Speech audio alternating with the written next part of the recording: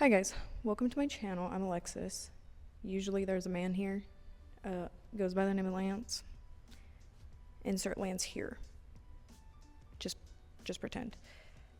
Anyway, I just wanted to show you guys my sweet little Chevy Luv. So this is my 1979 Chevy Luv. It was originally my brother's before I bought it from him. My dad picked it up from somewhere. I don't know. Don't ask me. I just lived there. So it was originally a two-wheel drive Chevy Luv. We freaking mobbed that thing everywhere. She had no business going up the hills that we took her up, but she did it.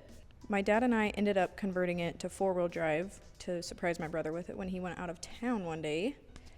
So we basically, you guys, I can't even stress to you how sketchy this was. I'll insert pictures. We lifted up the cab and stacked center blocks, 2x4s, railroad ties, anything we could find under the cab to get it high enough off the ground. And I think I was like 13 or 14, probably 14, somewhere in there. I don't know, irrelevant. Holding up the whole front end of a little Chevy Luv cab, all 90 pounds of me. It was crazy, but it worked. So we got the old drivetrain and frame out from under it and basically just rolled in the new one. That was four-wheel drive. She had 31s on her. I'll have to insert a picture of what she looked like before we did all of the work that we've done to show you guys, because she was freaking sick. So I bought her from my brother in high school because he was buying a new truck. So I gave him $400. And she was my high school truck. So I would drive her out to come see my husband Lance when we were first dating. That was a 3-hour drive up and over mountains.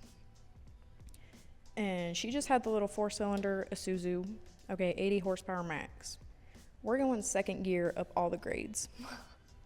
I'm no better than a semi in this thing. But she took me everywhere. I couldn't have asked for a better little get around truck. Okay, get around truck. No, this was my old Reliable, actually. Don't ask my friends though. They'll tell you otherwise. Over the years, my dad and I had talked about doing like a swap in a small truck. We were thinking just small block. Because before I bought this for my brother, I had wanted a Toyota or another Chevy Luv, so we had passed around the idea of doing a little engine swap of some sort someday and solid axle swap, but just never really panned out, and that's okay. So meeting Lance, who's also heavy car guy, heavy truck guy, I had brought up the idea of swapping the Chevy Luv, and originally we wanted to do a 4BT Cummins because you might have seen that little black Toyota. I don't remember who owns it or anything, but they did a little 4BT and that thing is sick. So that was our original idea, but then we got to thinking and we were like, it would be really cool if we could keep it like Chevy original, you know? So that's kind of what we did. That's what we went with. So we ended up buying a parts truck in 2022, and it had a 6.0 in it and a 4L80E, so that was perfect. That winter we ended up tearing down the motor, resealed it, cleaned it up, put a cam in, all the other good stuff. We actually built it in Cole's tiny little shop with a wood fire stove, so shout out to Cole for that. Shout out to Cole for the shelter and the warmth. Otherwise, it would have been done in the carport outside at our house. So big shout out to Cole. So yeah, we got the drivetrain all cleaned up and ready to go in the truck. And then in February of 2023, we ended up taking it to my dad's house so that he could help us build the rest of the truck, because we had no idea what we were getting ourselves into. We had to cut a lot of things out of the engine bay so that the new drivetrain could fit in there, because if you know a Chevy Luv, she's just a baby. She's real small. So cut a bunch of stuff off of her. We built all new mounts. We built the air ride setup that it has. Right now we just have it done in the front. Eventually the rear will also have air ride. which we thought would be pretty sick. I'm pumped for that. We spent a week down at my dad's house rebuilding the whole truck. We rushed it because we wanted to go to LS Fest in April. I think it's April. I don't know, it's sometime in Vegas. And like, we really wanted to have it running and driving and just the coolest thing there. But we couldn't figure out our Holly kit or our Holly Terminator, so we just took it there as it was. Didn't run, nothing. It was just built and looked cool. So we took it there. Our buddy helped us wire in the Holly Terminator, so we couldn't get her to fire at LS Fest at all. So we took her back home, really tried to figure out the wiring stuff, but neither of us are good at that at all. I can't even tell you how many times I read the little Holly instructions packet. Okay. We did end up getting her to fire, but our timing was off, so we bent our valves, and after that she just sat for a while.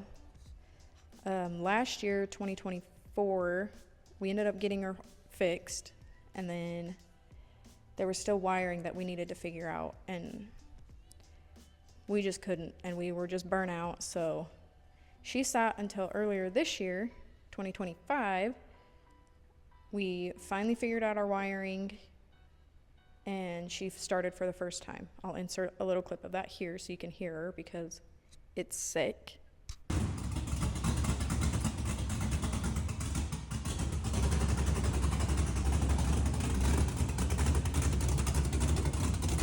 There's still a lot more work that we need to do before we can take her for a spin. So we do need brakes. We have them. We just need to put them on. We got rotors, calipers, pads, the whole big thing. So the radiator does need to move forward so that we can put a fan behind it and route all of our cooling setup stuff. She doesn't have any coolant in her right now. She's just been dry firing. Sue me. She sounds cool. I have to.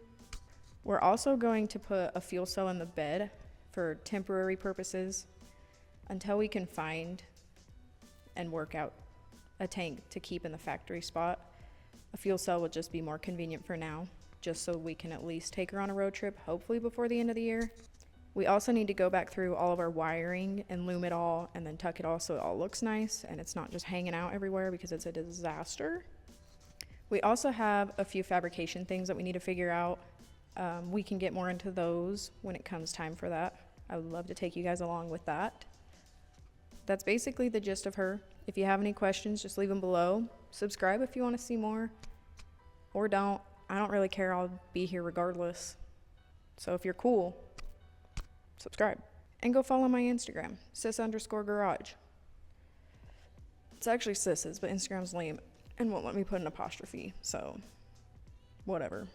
So yeah, I'll leave the socials below so you can go follow those and stay in the loop with those. I'm going to be trying to post more on there. No promises. I'm just a girl. But yeah, I'll catch you on the flippity flip. Bye.